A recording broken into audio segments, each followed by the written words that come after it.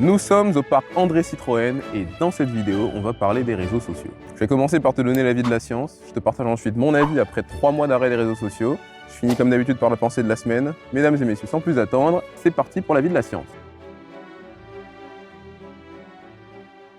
Depuis une quinzaine d'années, on observe une dégradation assez nette de la santé mentale des adolescents dans beaucoup de pays occidentaux. On peut citer les États-Unis, le Canada, les pays nordiques, les pays de l'Ouest et la France. Cette hausse des troubles anxieux, dépressifs et des idées suicidaires coïncide justement avec l'explosion des smartphones et des réseaux sociaux. C'est un grand sujet, il y a beaucoup de débats, d'opinions, de théories. Les grandes institutions de santé publique se sont penchées sur la question. Voici les mécanismes concrets identifiés par les chercheurs. La tendance à la comparaison sociale ascendante. On voit des vies parfaites, filtrées, retouchées, du coup on se sent nul en comparaison et ça fait baisser l'estime de soi. La quête de validation. Les likes, les vues, les commentaires deviennent une drogue. Ça crée des pics de dopamine quand on est validé et une grosse chute quand on est ignoré. C'est une boucle addictive dont il est très difficile de s'extraire. Les réseaux sociaux perturbent le sommeil. La lumière bleue et le scrolling tard le soir perturbent l'endormissement. Ils rendent aussi le sommeil moins qualitatif. Petit rappel que le manque de sommeil est aujourd'hui un des plus gros facteurs d'anxiété et de dépression au monde. Le cyberharcèlement et la cyberviolence sont des mécanismes très répandus sur les réseaux sociaux puisqu'ils peuvent se faire dans l'anonymat le plus total. 30 à 40% des jeunes en France disent en avoir été victimes avec des conséquences parfois très lourdes sur la santé mentale. La surcharge cognitive que créent les réseaux sociaux est un gros problème. On est bombardé d'informations, de stories, de dramas. Ça peut provoquer du stress chronique, des difficultés de concentration et le sentiment de ne jamais en faire suffisamment. Soyons clairs, la science ne dit pas que les réseaux sociaux sont mauvais pour tout le monde. Il y a des usages positifs comme le soutien moral, les communautés pour les personnes isolées et l'accès à l'information. Mais le consensus actuel, c'est que l'usage excessif fait clairement des dégâts à la santé mentale. Maintenant qu'on a eu l'avis de la science, il est temps pour moi de vous donner mon avis après 3 mois d'arrêt.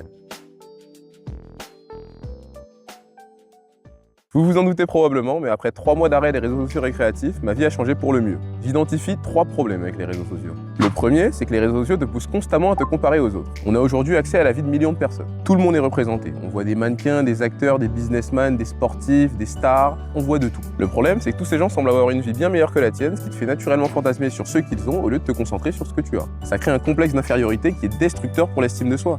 La clé de l'estime de soi, c'est de comprendre qu'on est déjà suffisant. Mais comment se construire une estime de soi solide quand on est constamment bombardé d'images de personnes qu'on juge supérieures à nous?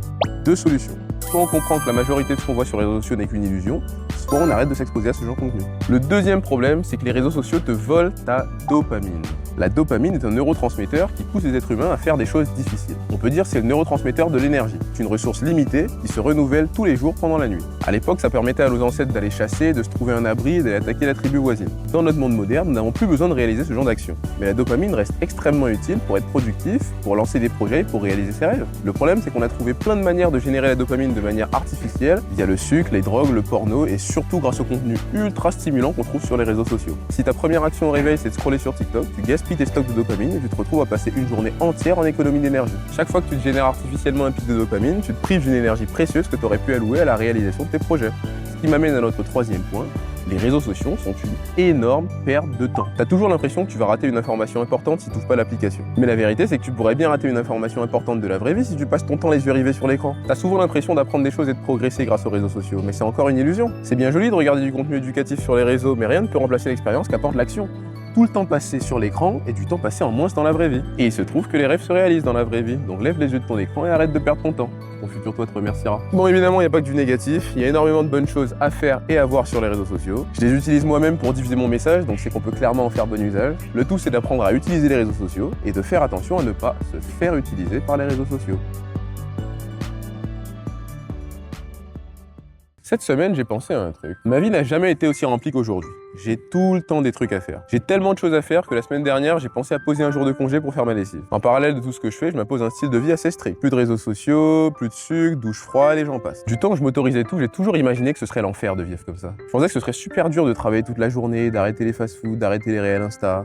Mais il se trouve que c'est tout l'inverse. J'ai jamais été aussi motivé, j'ai jamais eu autant d'énergie, je ne me suis jamais senti aussi épanoui. N'aie pas peur de la difficulté. La plupart des êtres vivants de cette planète sont soumis à ce qu'on appelle l'homéostasie. C'est un mécanisme qui permet aux êtres vivants de s'autoréguler en les ramenant systématiquement à un état de neutralité. Les êtres humains n'échappent pas à cette règle. Quand tu prends du plaisir, tu reçois les sentiments négatifs sous forme de culpabilité pour compenser. À l'inverse, quand tu souffres, ton corps t'envoie du plaisir sous forme d'hormones de bonheur pour compenser. Quoi que tu fasses, tu finiras toujours à l'équilibre sur le court terme. Donc autant investir sur des activités utiles sur le long terme. Qu'importe tes objectifs, aussi effrayants soient-ils, aussi difficiles te semblent-ils, ce sera sera jamais aussi douloureux que le regret de ne jamais avoir essayé. Qu'importe tes choix, on aura tous la même expérience de la vie à l'arrivée. Donc autant réaliser ses rêves, ce serait bête de passer à côté. C'était la pensée de la semaine. Comme d'habitude, cette pensée vient de moi, j'en suis donc la source exclusive. N'hésite pas à me dire ce que t'en penses en commentaire, je te répondrai avec grand plaisir. Mesdames et messieurs, ce fut un plaisir, j'espère que ce plaisir fut partagé.